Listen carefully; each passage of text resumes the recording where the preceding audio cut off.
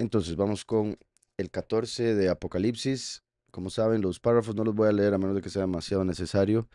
Me voy a enfocar principalmente en los versos de la escritura. Y entonces empezamos con Apocalipsis 14:1, que dice, después miré, ¿verdad? Al decir después, claramente estamos hablando del capítulo anterior, que es el 13, en el cual Juan vio primero, estando en la arena del mar, vio un dragón, una criatura marina salir del mar. Después vio una salir de la tierra, que esos son la bestia y el falso profeta. Y como vimos, el falso profeta se une a la bestia para crear la imagen de la bestia. Entonces, al formar la imagen de la bestia, eso ya vendría siendo lo que conocemos como el anticristo, el falso Mesías. Tristemente en el cristianismo mezclan a la bestia con el anticristo, como siempre menciono, y eso hace que cuando se manifieste el anticristo, muchos lo van a aceptar por haber pensado que ya se había manifestado. Entonces, vimos tres entidades: la bestia, falso profeta y anticristo, o bestia, segunda bestia, imagen de la bestia. Las tres entidades que aparecen en Apocalipsis 13. Ahora, después de haber visto la imagen de la bestia, nos dice, después miré y vi que el Cordero estaba de pie sobre el monte Sión. Entonces, bendito Yahweh, porque también cuando conectamos todo, ¿verdad? Por un lado ve que del mar sale una bestia que representa al líder mundial de las naciones saliendo, porque el mar representa a las naciones. Después uno de la tierra representando los creyentes, pero después ve sobre el monte al Cordero. Entonces vemos la comparación de uno que sale del mar, que tiene la autoridad del dragón, que tiene boca de león, que tiene patas de oso, que tiene cuerpo de leopardo. Después sale uno que tiene cuernos como de cordero, pero habla como dragón. Y ahora hay uno que está sobre la montaña, que representa el reino, y es un cordero. No es que parece, sino que es.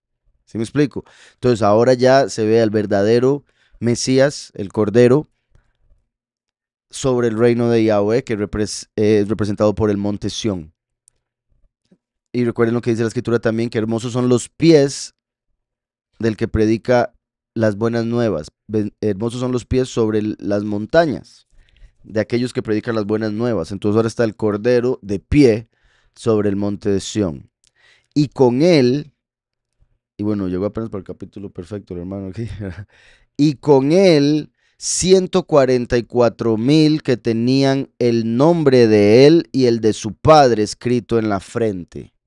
Este es un capítulo importantísimo, este es un verso importantísimo que mucha gente lo agarra y hace doctrinas, ¿verdad? O sea, hay muchas religiones donde dicen ser los 144,000. Eh, Testigos de Jehová, mormones y algunos otros que dicen ser este grupo, pero se les olvida lo que caracteriza a este grupo. Entonces, ¿cómo van a ser este grupo si ni siquiera conocen y respetan el nombre del Padre y del Hijo? Y uno les habla de los nombres y ellos dicen, pero eso no importa, Él conoce mi corazón. ¿Eso para qué? Ah, yo hablo en español, como si se necesitara hablar otro idioma para pronunciar un nombre correctamente. Entonces, aquí vemos que es la continuación de lo que habíamos leído en Apocalipsis 7, que aparece un ángel y le dice a los cuatro ángeles que tienen autoridad para destruir mar, tierra, que no toquen a los elegidos, que no toquen a los árboles, hasta que hayan sido sellados en sus frentes con el sello del poderoso vivo. Y vemos en la escritura, en Apocalipsis y el resto de la escritura, que los que tienen ese sello del poderoso vivo en sus frentes son los que no van a pasar por lo peor que está por venir al mundo. Como le dice Yahweh a la congregación de Filadelfia en Apocalipsis 13, perdón, en Apocalipsis 3, le dice a la congregación de Filadelfia que por haber guardado su nombre y su palabra, les guardará de la hora de la prueba que ha de venir sobre el mundo entero, a la congregación de Filadelfia. Entonces, está diciendo por guardar el nombre del Padre y por guardar la palabra, que es el nombre del Hijo, según Apocalipsis 19:13. Entonces, la congregación de Filadelfia de Apocalipsis 3 es la que tiene el sello del poderoso vivo, que es tener en sus frentes, o sea, su mente, el nombre del Padre y del Hijo, Yahweh y Yahushua. Y recuerden que, obviamente, Yahweh y Yahushua se manifiestan como cabeza, por ende, masculinos. Y recuerden que en hebreo, Ot es el plural femenino, Im el plural masculino, Curiosamente, Shemot es nombres, pero si fuéramos a cambiarle al plural masculino sería Shemaim, que es la palabra que significa cielos. ¿Qué significa eso entonces? Por otro lado, que la entrada a los cielos, la llave para entrar a los cielos es el nombre del Padre y del Hijo. Nombres de hombres para entrar a los Shemaim. ¿Está claro? Ok. Entonces, y con él 144,000. Recuerden que para este momento ya se dio la cosecha, o sea, la séptima trompeta que sonó en Apocalipsis 11. Entonces ya estamos en el 14 y dice que ya están todos reunidos con él. Como dijo Pablo, que en un abrir y cerrar de ojos se reunirían con el soberano en las nubes. Con él 144,000 que tenían el nombre de él y el de su padre escrito en la frente. Gálatas 4, 22 al 27. Pues está escrito que Abraham tuvo 2 hijos. Esto es importantísimo entenderlo. Está escrito que Abraham tuvo 2 hijos, uno de la esclava y el otro de la libre. Uno de la esclava y el otro de la libre. Pero el de la esclava nació según la carne, o sea, en el aspecto físico. Pero el de la libre en virtud de la promesa, o sea, por el espíritu. Entonces, pero el de la esclava, o sea, Ismael, nació según la carne. ¿Por qué? Porque fue un deseo de la carne, fue un pensamiento de la carne que le hizo a Sara pensar, por la carne no vamos a poder tener hijos, entonces mejor métase con esa carne que sí va a poder tener hijos. Pura carne. Pero el de la libre en virtud de la promesa, Yahweh le dijo, te voy a dar un hijo y punto. Me importa a mí tu carne. Entonces, en virtud de la promesa, dice, lo cual es una alegoría. Ayer me hicieron una pregunta en el desprograma de si yo había pensado alguna vez que en que todo lo del antiguo pacto, todas las personas fueron alegoría. O sea, como que nada es real, todo fue símbolo. Y eso es algo que bastante gente considera, creen y se agarran de versos como estos para decir que así es, sin entender lo que se está diciendo o sin entender el poder de Yahweh, que Yahweh puede hacer que toda la historia antes de Yahushua funcione como alegoría de algo que sucedería después. No significa que todo lo inventó.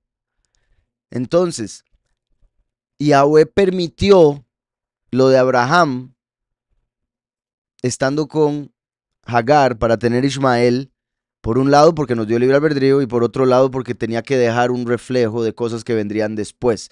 Entonces Pablo nos está explicando por qué fue que Abraham tuvo a Sara y a Hagar, por qué a través de ellas tuvo a Yitzhak y a Ismael, uno de acuerdo a la promesa y el otro de acuerdo a la carne. Dice, lo cual es una alegoría, pues estas mujeres son los 2 pactos. Cada una de ellas, Hagar y Sara, representan a cada uno de los pactos. Hagar es el antiguo pacto en el que están los judíos que rechazaron a Mashiach. Y Sara es el nuevo pacto en el que estamos aquellos que aceptamos a Yahushua, a Mashiach. ¿Qué es la diferencia? Que Yahushua es la semilla de la promesa y nosotros creemos en Yahushua, o sea, nosotros creímos en la promesa. Mientras que los que creen solo en la carne se quedan en la letra y buscan salvarse por medio de sus propias obras, mandamientos de hombres. Por ejemplo, la circuncisión de la carne. Los descendientes de Ismael tenían la circuncisión. Los musulmanes son descendientes espirituales de Ismael. ¿Los vuelve la circuncisión los elegidos? No. Pero los que son de la carne piensan que sí. Pues estas mujeres son los 2 pactos. El uno proviene del monte Sinaí, ese es Hagar, el cual da hijos para esclavitud. Esto es importantísimo. Eso está diciendo que la Torá que se nos dio en el Sinaí nos vuelve esclavos. Y eso lo vemos con todos los que siguen la Torá sin tener al Mesías. ¿Está claro? Qué curioso que nos vuelva esclavos y la Escritura también dice que el pecado esclaviza. ¿La Torá es pecado? De ninguna manera, diría Pablo, ¿verdad? El punto es que al leer la Torá nos damos cuenta de nuestro pecado y por ende quedamos condenados por la Torá que anuncia el pecado. ¿Está claro? Entonces nos volvemos esclavos porque la Torá nos está anunciando, el que peca es esclavo y esto es pecado. Usted pecó, es esclavo. Solo Yahushua nos libra. Por eso es que Hagar, recuerden que Hagar era hija de egipcios. El Sinaí es parte de Egipto. Se nos dio la Torah en Egipto, o sea, en el Sinaí, porque seguía siendo parte de la esclavitud de Egipto, o sea, del mundo.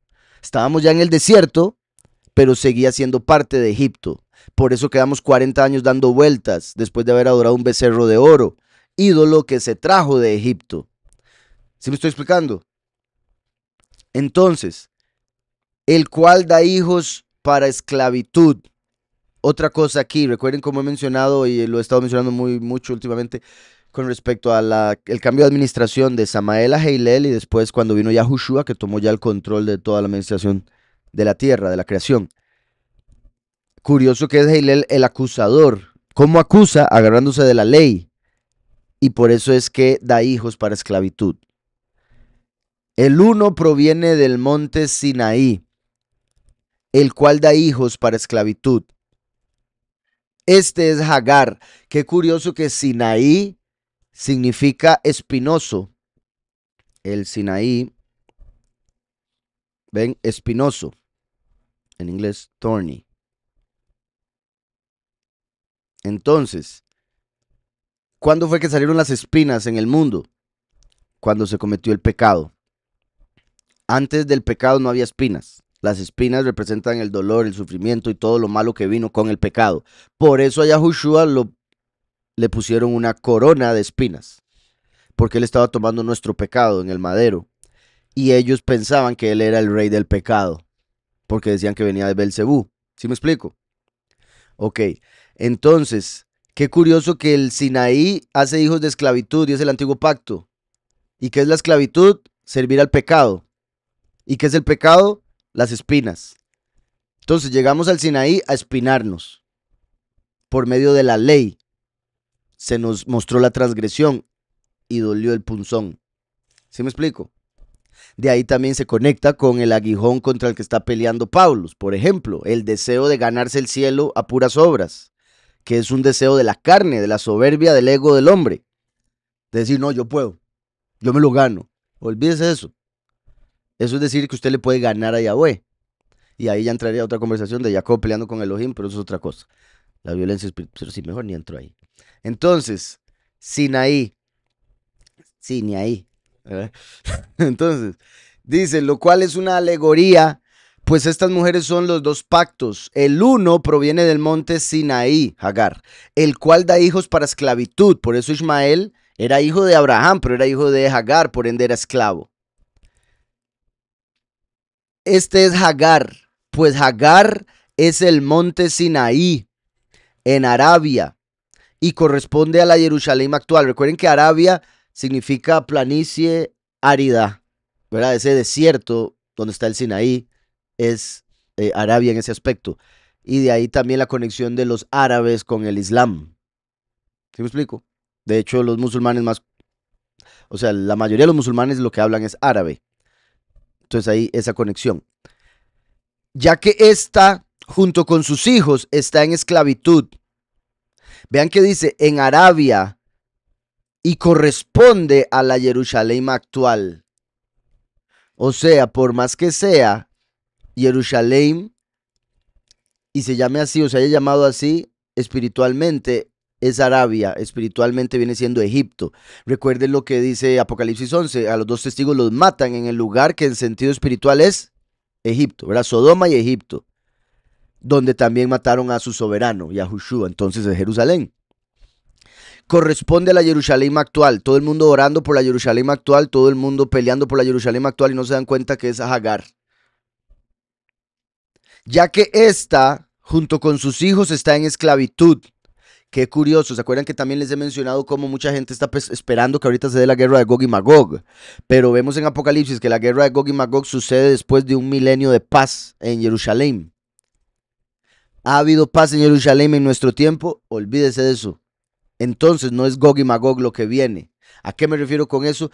En Ezequiel, cuando habla de Gog y Magog, dice que Gog y Magog dicen, vamos a contra una ciudad, contra una nación que duerme sin cerrojos, que no tiene rejas, que no tiene puertas.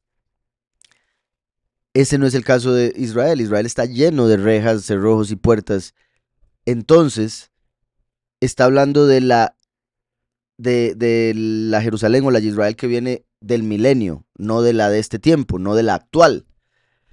Y que es cuando uno está esclavizado o cuando una persona es un esclavo, lo tienen con cadenas, amarrados si es necesario, cerrojos para que no se escape.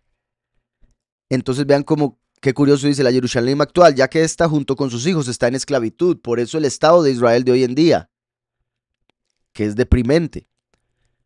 Dice, pero la Jerusalén de arriba,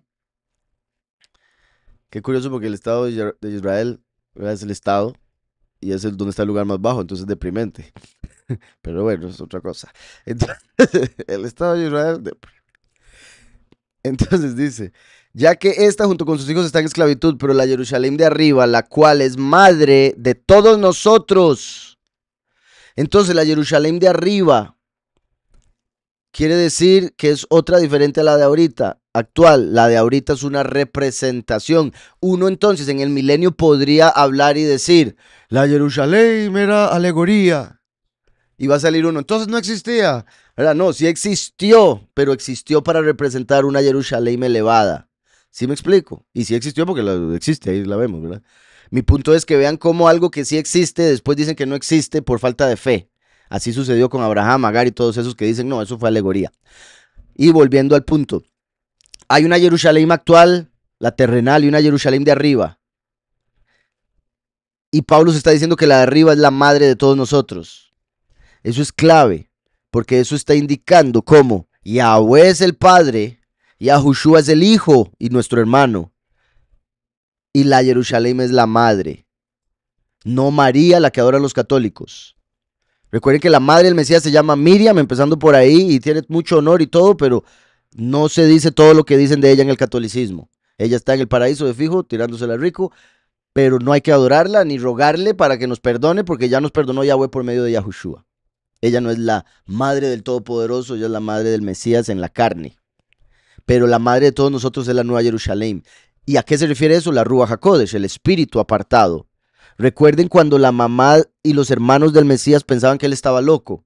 En Marcos, fueron a buscarlo para llevárselo de donde estaba predicando. No entraron a la prédica, se quedaron afuera. Y entró alguien a decirle a Yahushua, Yahushua lo busca su hermana, perdón, su mamá y sus hermanos. Y Yahushua se volvió a todos y les dijo, ¿quién es mi mamá y mis hermanos? Estos que están aquí, que hacen la voluntad de Yahweh, son mi mamá y mis hermanos. Y repito, como siempre digo, me imagino que más de uno ahí dijo, vio, lo perdimos, de que está loco, ya ni a los papás reconoce, por no entender el aspecto espiritual. Entonces, la Jerusalén de arriba es la madre espiritual, la madre celestial. ¿Y en qué sentido también se puede ver esto? En la forma más simple, ¿verdad? Cuando una persona nace en un país, se dice que es hijo de esa tierra. Por eso la Jerusalén de arriba es la madre de todos nosotros, porque nosotros pertenecemos arriba, no somos de este mundo.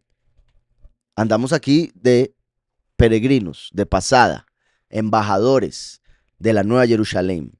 ¿Sí está claro?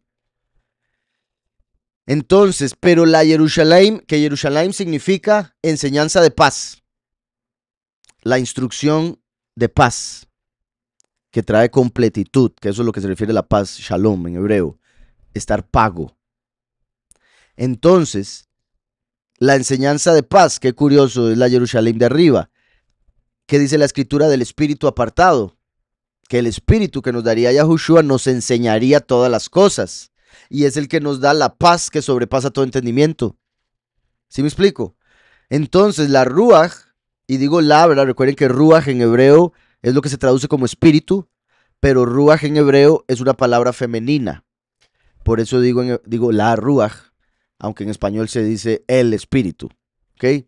Entonces, espíritu en hebreo es femenino. Entonces, la Ruach viene siendo madre porque es la unción que nos enseña todas las cosas, como una madre le enseña a sus hijos. Y por eso es la instrucción de paz. Como cuando la mamá, si es una muy buena madre, le instruye paz a sus hijos en vez de miedo. ¿Verdad? Que, ay, no, eso no, mi amor. Ay, no, no se meta ahí. Ay, que... No, en vez de déjelo. Ah, todo bien, mi amor, todo bien, venga. Y el Willa tratando de lidiar con la realidad. Entonces, la cual es madre de todos nosotros. Es libre, la Jerusalén de arriba, pues escrito está, regocíjate, estéril. Se refiere a Sara. Tú que no das a luz, como la virgen de la congregación, ¿verdad? La congregación elegida que es llamada virgen. Y es por eso que no puede dar a luz, porque es virgen. A menos de que Yahweh haga el milagro, como lo hizo con la madre de Mashiach. Grita de júbilo y clama. Tú que no tienes dolores de parto. Qué curioso esto también, porque es como si estuviera diciendo, tú que no vas a pasar por el sufrimiento más grande por el que va a pasar la humanidad. Porque más son porque más son los hijos de la abandonada que los de la que tiene marido. Por eso los muchos y los pocos, tristemente los muchos son los que están en la doctrina falsa, que va a ser abandonada, mientras que los pocos son los que sí tienen un marido, o sea, el Mesías. ¿Está claro? Ajá.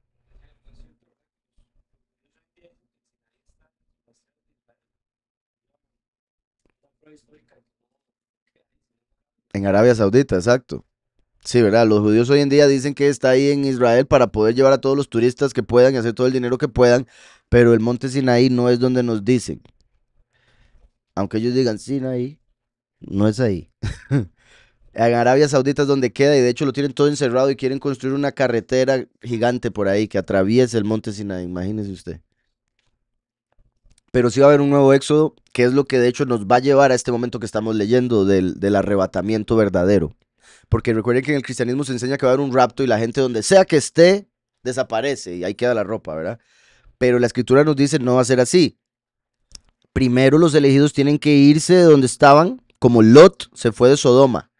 Y a unos 7 días después, al octavo día, recuerden, según las fiestas, lo que nos revelan, los elegidos son transformados en sus cuerpos nuevos desde donde estén, pero ya después de haber huido. Ahora bien, leo Ezequiel 9. Este es importante. Dice, la estima del Elohim de Israel, Ezequiel 9:3 al 7.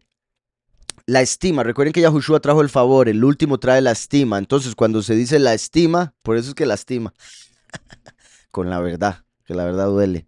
Entonces, el último trae la estima de Yahweh, y sí es el que viene a traer juicio, ¿verdad? Yahushua trajo el favor y la verdad, el último la honra, la estima. A ver, va a tener que usarle una canción, ¿eh? Dice, la estima de Elohim de Israel se elevó de encima del querub. Querub es el ángel que tiene 4 caras, ¿verdad? Sobre el cual había estado hacia el umbral de la casa.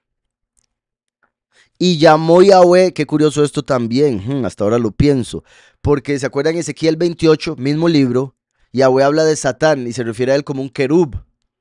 Algunos interpretan que la traducción debería ser el que estaba con los querubim, no el que era uno de los querubim. Pero sea como sea, el término querub se usa en relación a Satanás en Ezequiel 28. ¿Ok? Y aquí vemos que dice, se elevó de encima del querub sobre el cual había estado antes y se fue hacia el umbral de la casa. ¿Qué es el umbral? Es la entrada. ¿Qué dijo Yahushua? Yo soy la puerta. ¿Y qué dijo después? Destruyan el templo, yo lo levanto en 3 días, hablando de su cuerpo. O sea, ¿qué está diciendo aquí? Que la presencia de Yahweh que había estado sobre Heilel se fue de él y se puso en Yahushua, que era lo que les decía del cambio de administración, antes y después de haber venido el Mesías a hacer el nuevo pacto. Entonces, el antiguo pacto representa a Heilel, el nuevo pacto a Yahushua. Y dice, y llamó Yahweh al hombre vestido de lino que tenía a su cintura el tintero de escribano. Ezequiel representa al último, el escribano es básicamente Yahushua, o se puede ver como Yahushua por medio del último, por lo que va a hacer. Dice, y le dijo Yahweh, pasa por en medio de la ciudad. Yahweh le dijo a Moshe, yo levantaré un profeta como tú en medio de tus hermanos. También recuerdan con lo que dijo en Éxodo, lo que leímos en el capítulo de Éxodo, el capítulo anterior, que Yahweh decía, yo pasaré a través de Egipto y el que no tenga la sangre en la puerta va a morir el primogénito y el que tenga la sangre en la puerta pasaré por encima. Entonces pasa por en medio de la ciudad, por en medio de Jerusalén, que es como Egipto, y ponles un sello, importantísimo esto. Vean que no dice una marca, dice un sello. De todas maneras, podría haberse traducido también como marca, pero a lo que voy es que en Apocalipsis vemos la marca de la bestia y el sello del poderoso vivo. O sea, Yahweh nos da un sello y la bestia copia eso, poniendo una marca. Aquí vemos que Yahweh manda al escribano a ponerle una marca o un sello en la frente. Y vean que la palabra que utiliza para sello en hebreo es tav. ¿Lo ven ahí? Tav. Y Tav es el nombre de la última letra del Aleph Bet, que es esa que ven ahí, es la primera de la palabra Tav, es como la T, es la T original. De hecho, es una T. La Tav es una cruz en el pictográfico. Por eso Yahushua terminó su obra en la cruz, porque él es la palabra y el alfabeto hebreo termina en una cruz. ¿Estamos? La Tav. Este es lo que llaman el alfabeto moderno o el Ashuri, y por eso la diferencia en la forma. Pero vean qué curioso. La Tav es una cruz. ¿Y qué es la Vav que está después? Un clavo. Entonces, así o más perfecto, la palabra Tav, que es el nombre de la última letra, por símbolos, significa la cruz, clavado, el hombre. Porque recuerden que la Vav también es el hijo del hombre, porque fue hecho el sexto día y la Vav tiene el valor numérico 6. Entonces, en la cruz el hijo del hombre clavado, esa es la señal, ese es el sello. Entonces somos sellados en nuestra mente con el nombre de aquel hombre que fue clavado en la cruz. ¿Sí está claro? Exacto, Yahushua. Entonces, y bueno, por si algo, porque sé que hay gente nueva, esto sucede en el pictográfico y en el paleohebreo, pero solo voy a buscar el pictográfico que es el más obvio. Ven aquí, y este no es como los mejores dibujitos, pero no importa, funciona. Vean la Vav, que aquí aparece como wow, que es el nombre original. Wow. Wow, es un clavo. Por eso cuando lo vieron. Wow. Y ven la cruz, la Tav. Entonces, la Tav es cruz, clavo.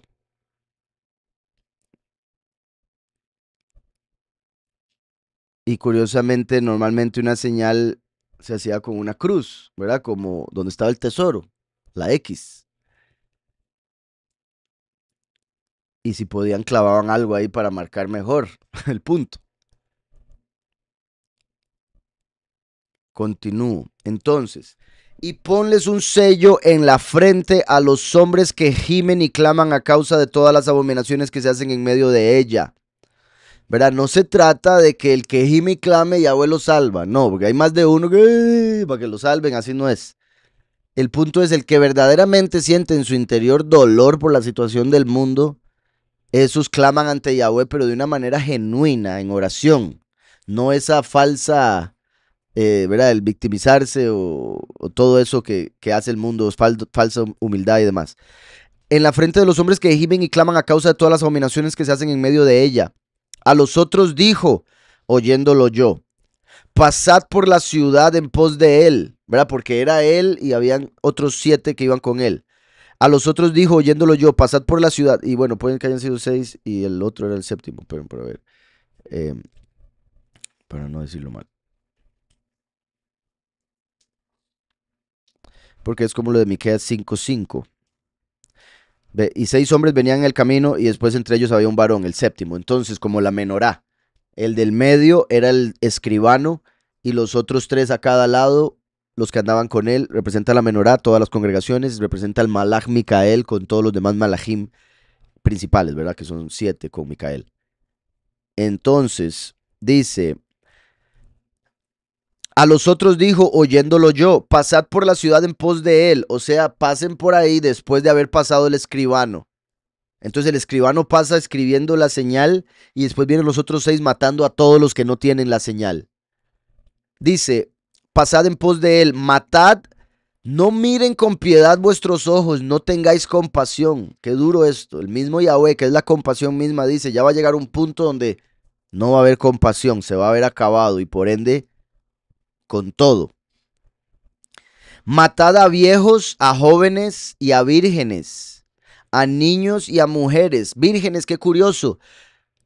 Difícilmente van a encontrar, ¿verdad? Pero debe haber.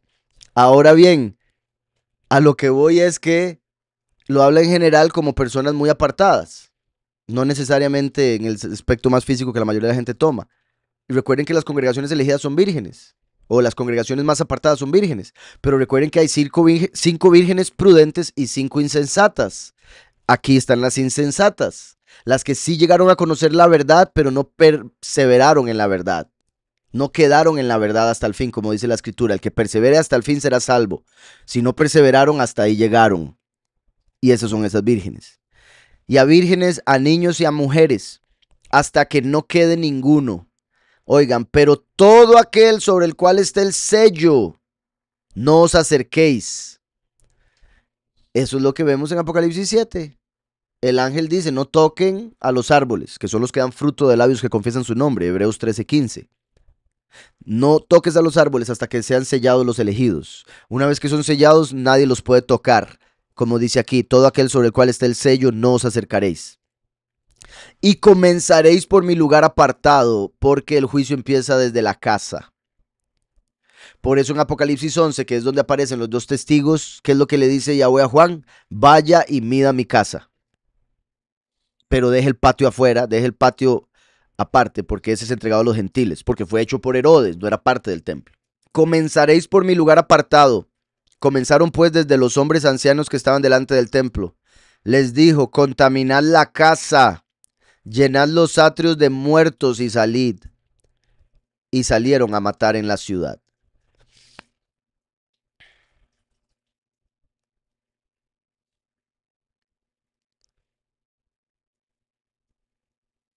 Aquí explico algunas cosas más de eso, de las dos letras que hacen la Taf y su importancia,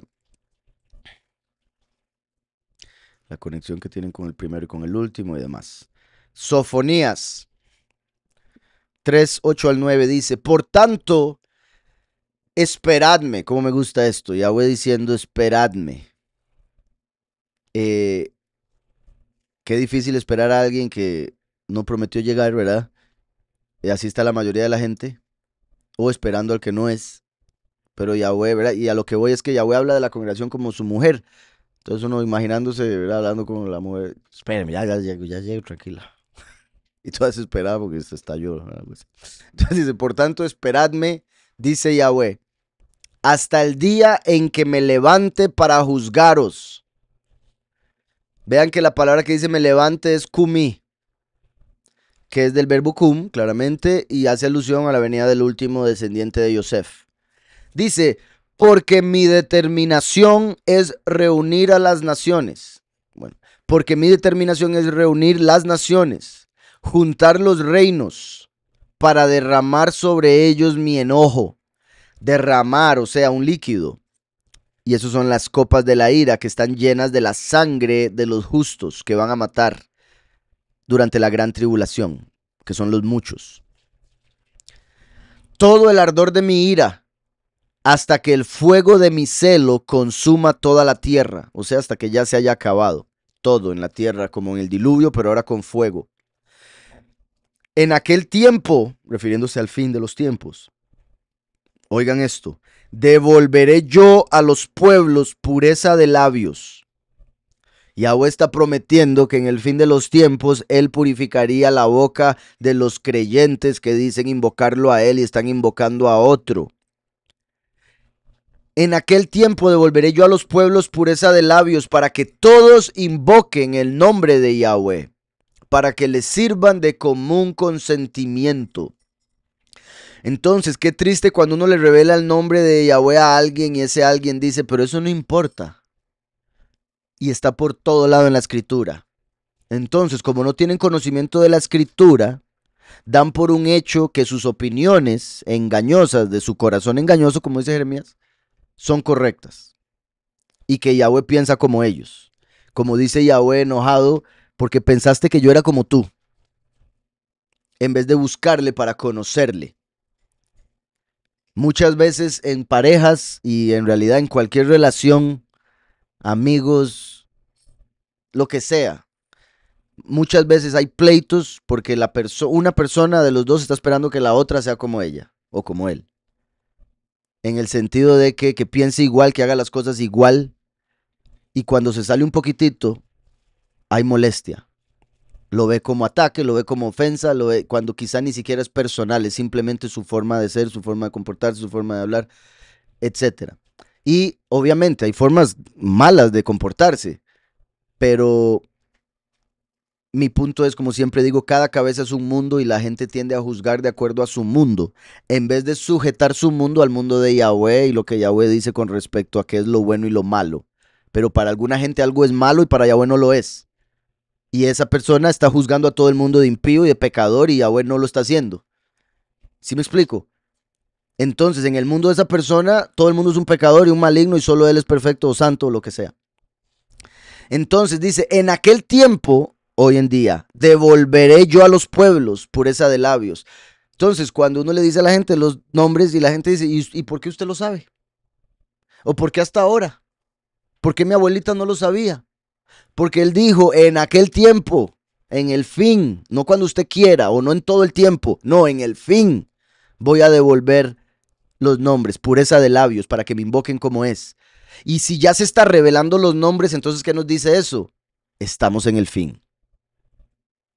Si dicen entonces, ¿por qué antes no se sabía? ¿Por qué mi abuelita no lo sabía? ¿Por qué mis papás no lo supieron? Porque no estaban en el fin. Dime. Ahí ya, o sea, ahí ya donde literalmente todo el mundo lo va a saber y lo va a invocar porque no va a haber otra. Pero él está empezando a devolver pureza de labios porque si no nosotros no seríamos capaces de invocarlo. Así es, no, pero es que es una diferencia entre conocer el nombre y otra cosa es invocar el nombre.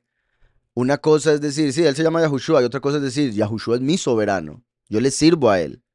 ¿Sí me explico? Es muy diferente. ¿Cuánta gente pasa diciendo Jesús como una mala palabra? Eso no quiere decir que sean cristianos necesariamente. ¿Sí me explico?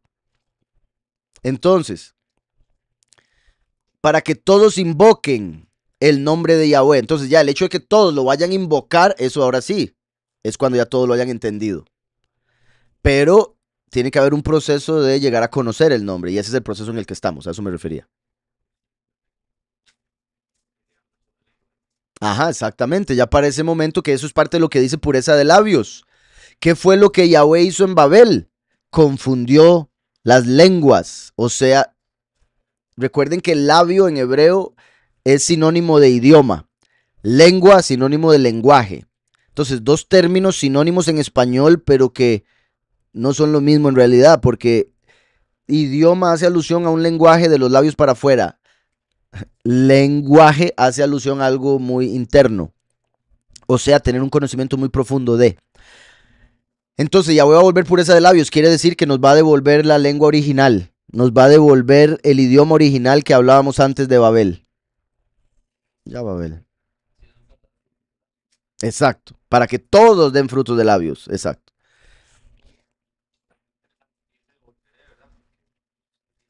Él lo quitó. Exacto, lo tuvieron, cosa que sí se sabe, y lo prohibieron. Piensan haberlo prohibido por su propia cuenta. Pero Yahweh dice que la escritura que él pone el querer como el hacer. Y Yahweh había dicho, nunca más se invocará mi nombre entre los hombres de Yahudá por todas sus rebeliones. Entonces Yahweh hizo que ellos mismos prohibieran el nombre. No porque Yahweh lo quisiera prohibir, sino porque ellos no merecían mencionarlo. Espero esté claro eso.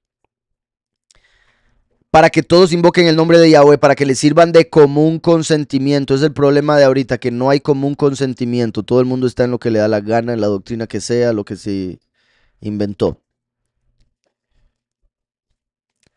Isaías 37, 30 al 32.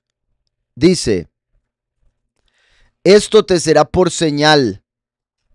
Comeréis este año, el que sería el primero, lo que nace de suyo. Yo he leído esto por tantos años, todos los años que lo leo, que este sea el primero. Comeréis este año lo que nace de suyo.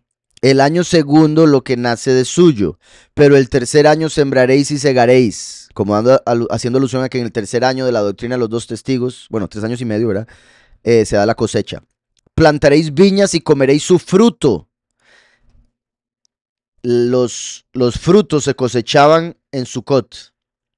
Entonces, ya después de 3 años y cosechar fruto nos lleva a Sucot, porque dijo fruto de viña. ¿Verdad? El fruto del trigo ya es otra cosa y eso se cosecha en primavera, pero ya los frutos como uvas en Sucot. Y los que hayan quedado de la casa de Yahudá y los que hayan escapado, ¿verdad? En ese segundo éxodo, volverán a echar raíz abajo y darán fruto arriba, porque de Jerusalén saldrá un resto, ¿verdad? Los pocos, el remanente, y del monte Sión los sobrevivientes. Vimos en Apocalipsis 14 que sobre el monte Sión estaban todos los que estaban sellados, y los que están sellados son los que no mueren, o sea, sobreviven, que son el resto, el remanente. Y después dice, el celo de Yahweh de los ejércitos hará esto. Éxodo dice que Yahweh es un poderoso celoso y su nombre es celoso. Entonces esto sería como decir, el nombre de Yahweh de los ejércitos hará esto. Isaías 9, 6 y 7 dice, porque un niño nos ha nacido. Esto en el cristianismo lo traducen o lo interpretan como si fuera hablando de Yahushua el Mesías, el primero. Pero eso es a lo que se refiere Isaías 7. El 9 se refiere a la segunda manifestación, el último. Un niño nos ha nacido, hijo nos ha sido dado, y el principado sobre su hombro. Y el principado sobre su hombro. Vean, bueno, por un lado que se menciona dos términos, Yelet y Ben, para hacer alusión a que es el segundo.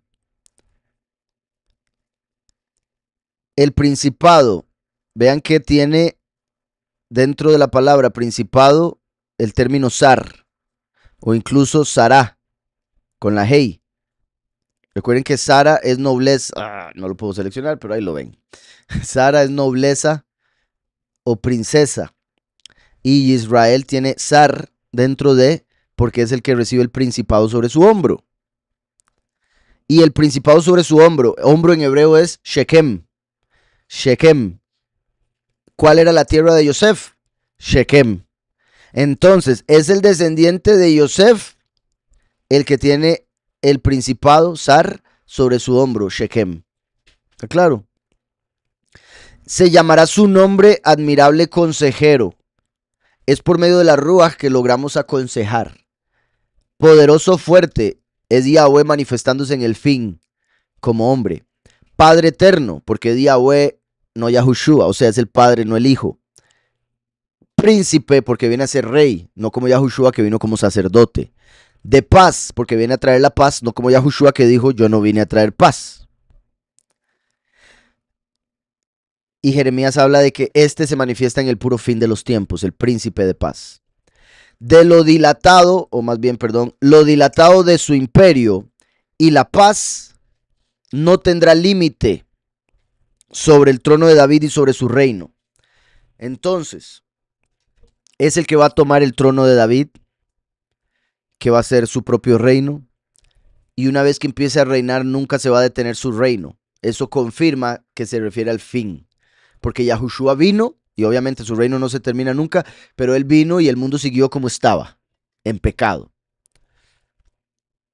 Dice, disponiéndolo y confirmándolo, confirmando. Yahushua hizo el nuevo pacto, el último lo confirma, por eso es el príncipe que confirma el pacto, o el malach del pacto.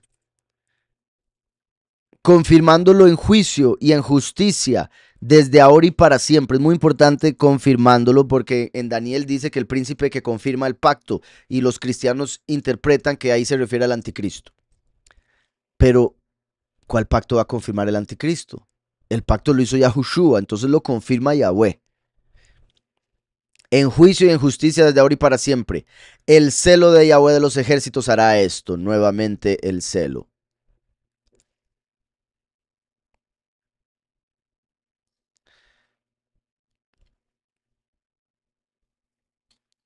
Qué curioso, vean. Es interesante que el valor numérico de las palabras Yelet y Ben suman 96, que es el mismo valor de la palabra que significa su rey.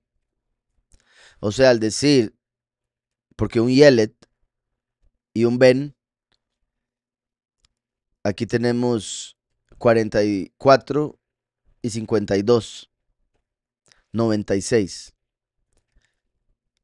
O sea, su rey, por eso el principado sobre su hombro. ¿Está claro? Joel 2:32, importantísimo. Y todo aquel que invoque, vean la palabra invoque, o sea, dentro de la boca, invoque. Entonces, todo aquel que tenga en su boca el nombre del Todopoderoso y todo aquel que invoque el nombre de Yahweh será salvo. Porque en el monte Sión, como lo vimos en Apocalipsis 14:1, y en Jerusalén habrá salvación. El monte Sión representa al primero, Yahushua, y Jerusalén representa al último.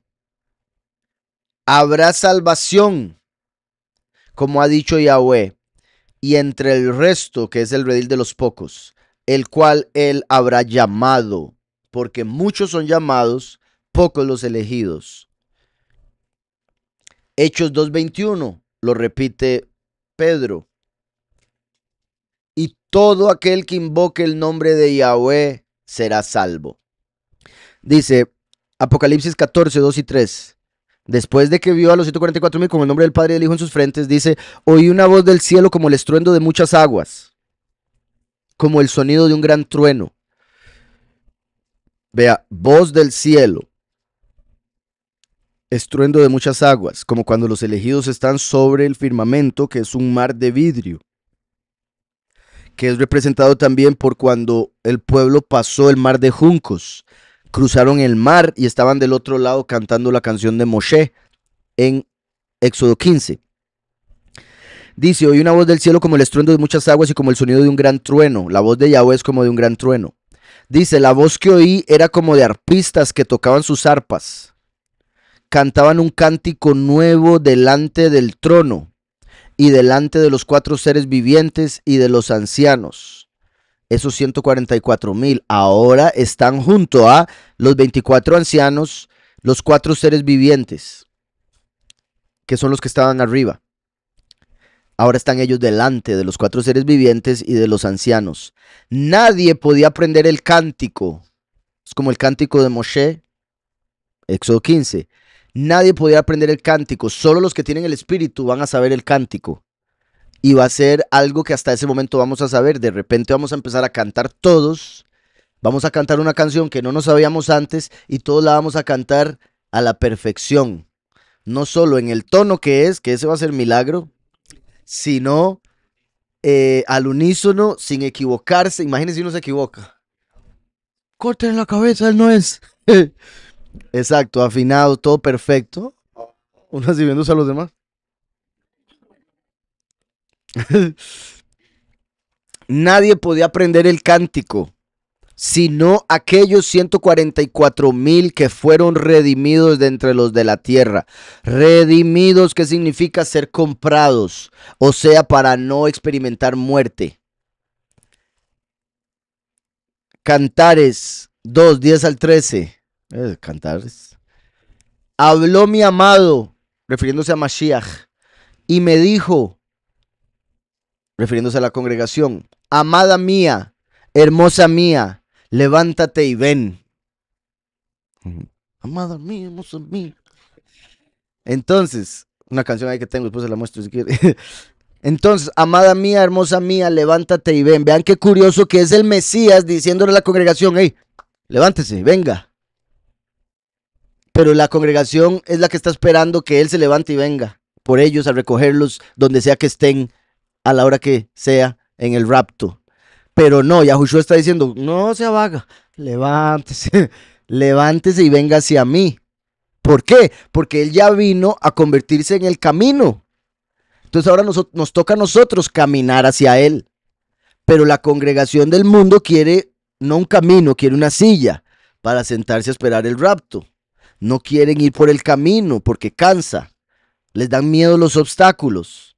Les da miedo un montón de cosas. Entonces prefieren quedarse así y esperar el rapto. Pero Yahweh dice, amada mía, hermosa mía, levántate y ven. Ya ha pasado el invierno, los primeros 3 años y medio, tribulación. La lluvia ha cesado y se fue. Recuerdan que los dos testigos tienen autoridad para hacer que se detenga la lluvia o que llueva durante el tiempo de su prédica. Se refiere a la revelación que traen. Entonces, cuando ellos se van, deja de llover espiritualmente hablando. Aunque va a llover fuego, pero eso ya es otra cosa. Han brotado las flores en la tierra, como los elegidos, que son la estima de Yahweh. Las flores son la estima de las plantas. Vean si Yahweh es perfecto. Yahweh no tenía que hacer flores, pero hizo flores, que es como hacer algo extra, algo bonito, solo porque así de bueno es Él. Yahweh pudo haber hecho que las plantas polinizaran de otra manera, no por medio de flores tan hermosas, con colores tan lindos y demás. Entonces, por eso Yahushua compara los lirios con la ropa de Shlomo, que Shlomo, el rey de Israel, en su estima más elevada, nunca llegó a verse tan hermoso como un lirio. Y un lirio se seca y se marchita y ya no es nada. Entonces, la estima que Yahweh tiene para nosotros no se compara con nada que hayamos visto en este mundo. Dice, han brotado las flores en la tierra, ha venido el tiempo de la canción de Moshe y del Cordero, la canción que solo los elegidos van a saber, que es la amada. Y se oye el arrullo de la tórtola es la Ruach HaKodesh, el espíritu apartado, que bajó primero como paloma y después como tórtola. Por eso los sacrificios más baratos que se hacían, que eran los que hacían los pobres normalmente, eran tórtola o paloma. Se oye el arrullo de la tórtola en nuestra tierra. Ya la higuera, que es de Judá, ha dado sus higos, y las vides, que es de Israel, encierne su olor. O sea, los pocos y muchos. Amada mía, hermosa mía, levántate y ven. Éxodo 15, 19 al 21. Cuando el faraón, en representación de la bestia, entró cabalgando con sus carros y su gente de a caballo en el mar de juncos en la historia, pero en lo que representa proféticamente en las naciones. Su gente de a caballo en el mar, Yahweh hizo que las aguas del mar se volvieran contra ellos. O sea, cuando la bestia se levante sobre las naciones, eventualmente las mismas naciones se volverán contra ellos. Mientras los hijos de Israel pasaron en seco, o sea, sin morir. Pasar por el mar de juncos, mar rojo, entre comillas, sin mojarse, representa pasar a la otra vida sin morir. Por eso también pasar el Jordán sin mojarse representa entrar a la vida eterna sin morir. Por eso es que, ¿dónde fue inmerso Yahushua, bautizado? En el Jordán. ¿Y qué representaba eso? Que iba a morir. Entonces Yahushua se mojó en el Jordán porque representa la muerte, y salir del Jordán la resurrección. Pero cuando el pueblo pasó a la tierra prometida, el Jordán se abrió para que pasaran en seco, representando que no experimentarían muerte los elegidos. En seco por en medio del mar. Entonces Miriam, que representa la congregación, Miriam, la profetisa, hermana de Aarón, el sumo sacerdote según el orden de Melquisedec de Yahushua. La congregación es hermana de Yahushua. De hecho, en Cantares dice, amada mía, bueno, en otras partes dice, hermana mía. Hermana de Aarón. Qué curioso porque también es hermana de Moshe. Pero aquí no menciona a Moshe, ya que Moshe está como el último. Dice, tomó un pandero en su mano y todas las mujeres salieron detrás de ella con panderos. Panderetas. Y danzas.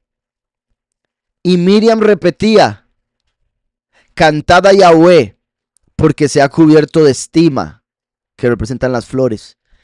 Ha echado en el mar al caballo y al jinete. Sus, en hebreo, caballo. Para el hermano que está aquí por primera vez voy a hacer esto y más de uno va a decir, otra vez va con eso. Siempre tengo que hacerlo, ya, salados. No me critique. Los echo. Vean esto que lo traduce aquí como oh caballo en hebreo. ¿Pero qué dice? Jesús. Lo voy a poner más duro para que lo oiga el hermano. Jesús. En hebreo. Jesús. Caballo. Entonces, ¿qué dice aquí? Echó en el mar caballo y jinete. Todo el que adora al caballo va a pasar por muerte. Por sus. Se va a pegar un susto que... Qué curioso, ahí como puse flores como estima, porque se ha cubierto de estima. Se podría decir se ha cubierto de flores. ¿Sí o no? ¿Verdad? Que normalmente cuando a alguien le dan halagos, normalmente se dice, es echarle flores. Mostrando cómo la estima y las flores son lo mismo en realidad. O cuando alguien va entrando, la novia va entrando y tiran pétalos. Eso lo hicieron hasta payasada. Estuvo muy bonita la boda, por cierto. Nunca había visto votos tan largos, pero estuvo muy bonito eso.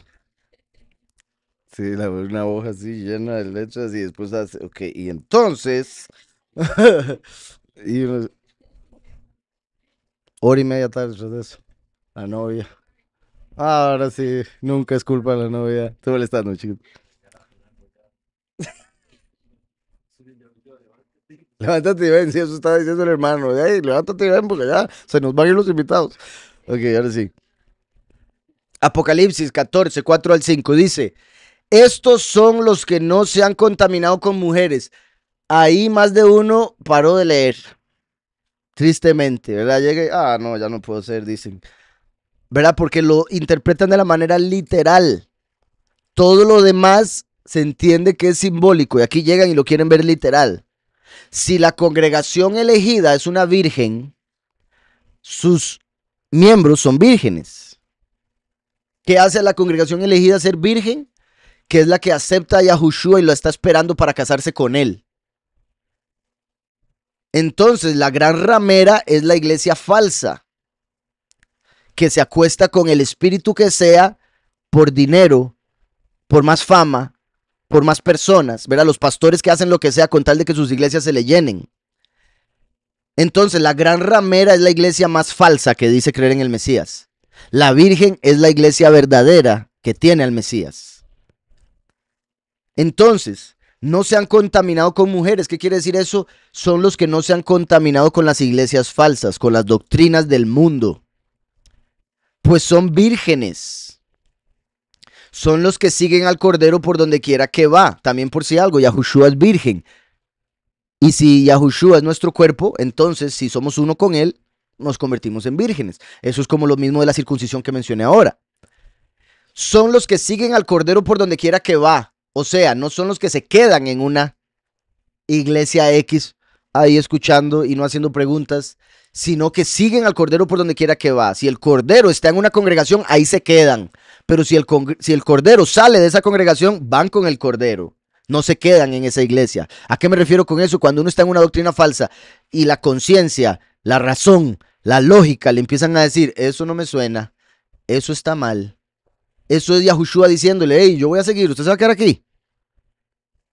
Y la persona, sí, siga, es que vieras que me gustan mis amigos aquí. Me gustan como me tratan de varón y de amado. Entonces, la verdad es que no me quiero perder esto, me gusta el club social, me voy a quedar aquí. Entonces se quedan con el pastor que no les está enseñando la verdad. Mientras que el que dice, ay, lo lamento, me caen muy bien todos, los amo mucho y espero que ustedes también sigan al Cordero, pero yo tengo que seguir por donde Yahweh me está llevando, tengo que seguir por la doctrina verdadera. Y Yahweh me reveló con la escritura que esto que está diciendo usted es mentira, entonces no puedo seguir aquí, tengo que seguir. Entonces son los que siguen al Cordero por donde quiera que va. Estos fueron redimidos de entre los hombres como primicias para Yahweh, primicias.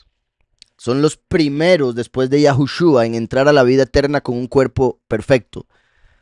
Junto a los mártires, por si algo, porque recuerden que primero reciben cuerpo los que ya estaban muertos en el quinto sello. Los hombres como primicias para Yahweh y para el Cordero. En sus bocas no fue hallada mentira. Entonces, por un lado, el hecho de que dice que son vírgenes yo he escuchado prédicas de cristianos que dicen que solo son judíos y que son niños, porque son vírgenes. No tiene lógica. Y aquí entonces cuando dice, en sus bocas no fallaba mentira, híjole, ¿cuándo se ha visto eso? ¿Cuál persona no ha dicho ni una mentira en su vida?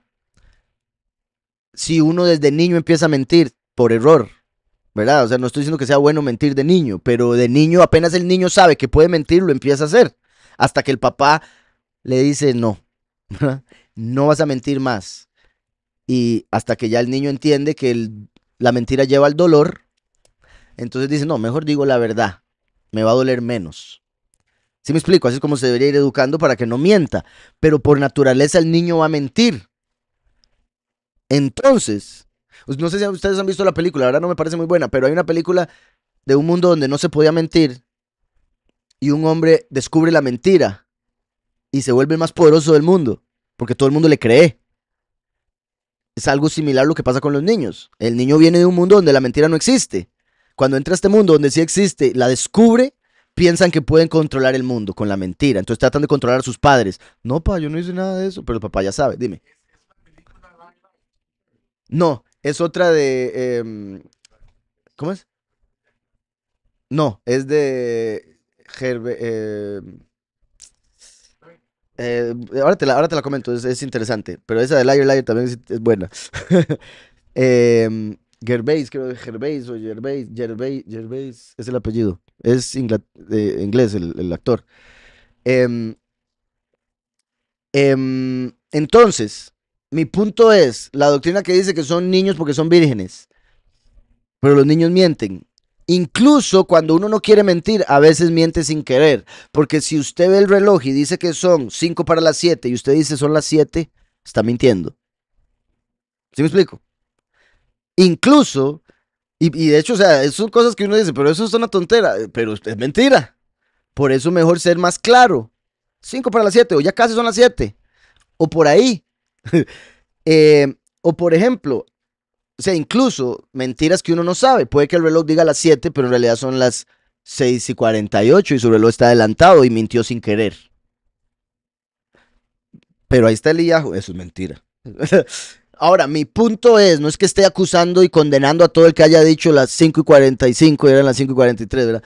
No es eso, el punto es que la gente miente incluso por error, incluso sin saber y de niño de fijo. Entonces aquí no está hablando en el aspecto literal, porque todos por error hemos mentido. Pero Yahushua dijo, yo soy la verdad. Yo soy la verdad. Entonces, el no encontrar mentira en sus bocas quiere decir que no están invocando al falso Mesías, están invocando al verdadero. Y una vez que recibieron el nombre de la verdad para ser purificados, ya no volvieron a mentir, no volvieron a enseñar del falso Mesías. Y como no enseñan del falso Mesías, son vírgenes. Porque es el falso Mesías el que vuelve a la mujer ramera. ¿Sí me explico? Entonces, en sus bocas no fue hallada mentira. Quiere decir que en sus bocas tienen el nombre del Hijo. Por eso tienen el nombre del Padre y del Hijo en sus frentes, el sello. En sus bocas no tienen mentira. Pues son sin mancha delante del trono de Yahweh. Ahí ya con eso terminamos de cerrar. Que sean vírgenes, pues es posible que encontremos unos cientos por ahí en el mundo. 144,000, difícil a menos de que todos acaban de nacer. Que no hayan mentido se vuelve todavía más difícil a que sean vírgenes. Y que no tengan mancha, eso ya es imposible. Porque la escritura dice, la mancha es nuestra. La mancha es de tus hijos. La misma escritura lo dice. Nosotros venimos manchados. Entonces, son sin mancha, sería contradicción. Y voy a leer ese verso que lástima que no lo puse ahí. No lo voy a poner, ya ese libro se quedó así. La mancha en Deuteronomio. Vean. La corrupción no es suya, de sus hijos es la mancha. Y del Quijote también. Porque es el más grande. Quijote, dijeron. De sus hijos es la mancha. ¿Ok? Entonces la escritura dice que la mancha es de sus hijos. Y aquí dice que son sin mancha. Sería contradicción. Pero el punto es que Yahushua vino a limpiar la mancha con su sangre. Entonces los que verdaderamente creyeron en el verdadero Mesías se vuelven sin mancha y por ende tienen el nombre verdadero, no es hallada mentira y por ende son vírgenes. ¿Está claro? Por ejemplo, cuando una mujer tiene relaciones sexuales por primera vez, se mancha la sábana. ¿Sí me explico? Entonces, si no tienen mancha, son vírgenes. ¿Se acuerdan lo que hacían? La madre guardaba esa sábana. Prueba de que se la di virgen. Y si el hombre llegaba, esta mujer no es virgen, ¿cómo que no? Vea la mancha. Qué sorprendente, ¿verdad? Pero así era. ¿Qué ibas a decir?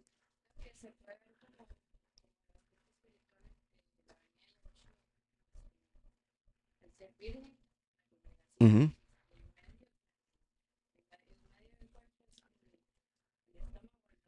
Ajá, ajá, ajá. Ah, también, como dice ahí que lo que habíamos visto ahora de en medio, pero creo que era en el verso anterior. Ajá. Y la congregación, ajá. Y el último sale de la congregación, de en medio, ajá. Y estando virgen. Ujú, ujú, exacto. Entonces, pues son sin mancha delante del trono de Yahweh, quiere decir que no tienen pecado. Eso es lo que significa estar sin mancha delante de Yahweh.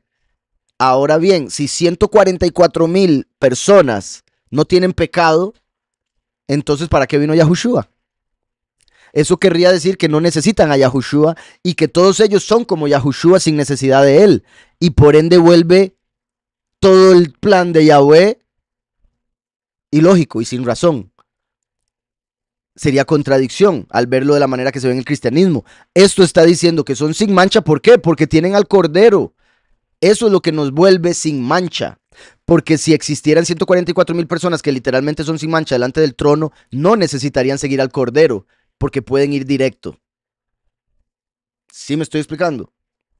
Ok. Primera de Corintios 15, 22 y 20 al 24.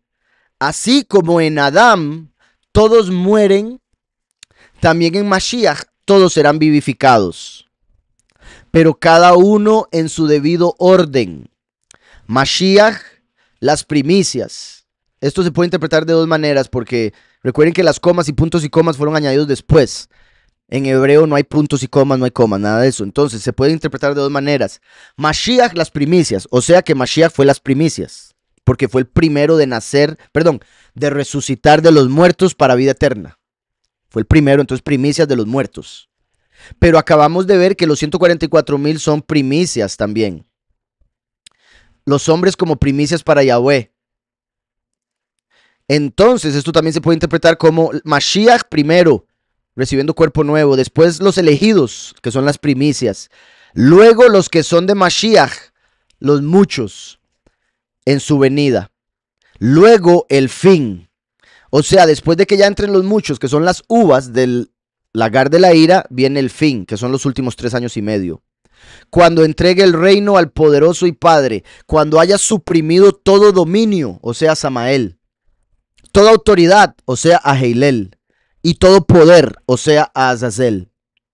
Recuerden que Samael es el primer Satán y fue el primer líder en tener dominio.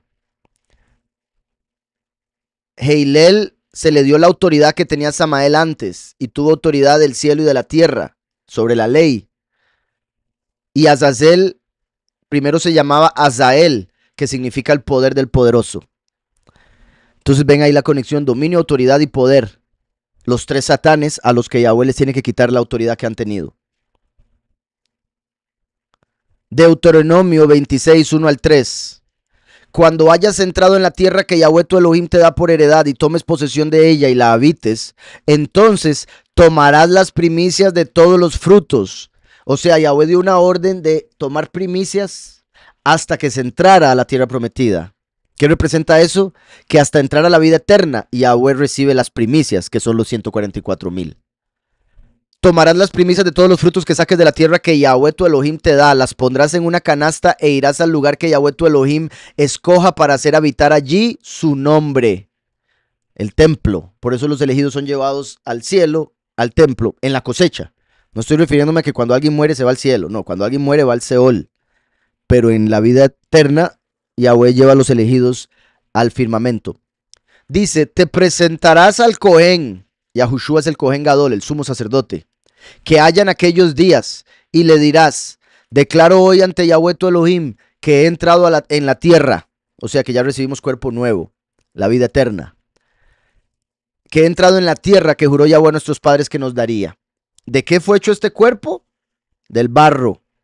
Entrar a la tierra prometida es entrar al cuerpo nuevo. ¿Está claro? Entonces, esto es como si fuera el último, llevando a los 144,000 ante Yahushua y diciendo, tome, estas son las primicias, ya entramos a la tierra.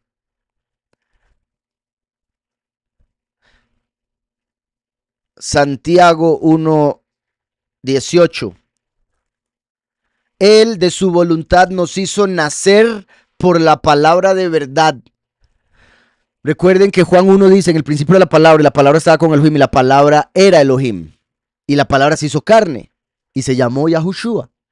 Por eso en Apocalipsis 19:13 dice, 19:13 de Apocalipsis, la palabra de Yahweh es el nombre del Hijo.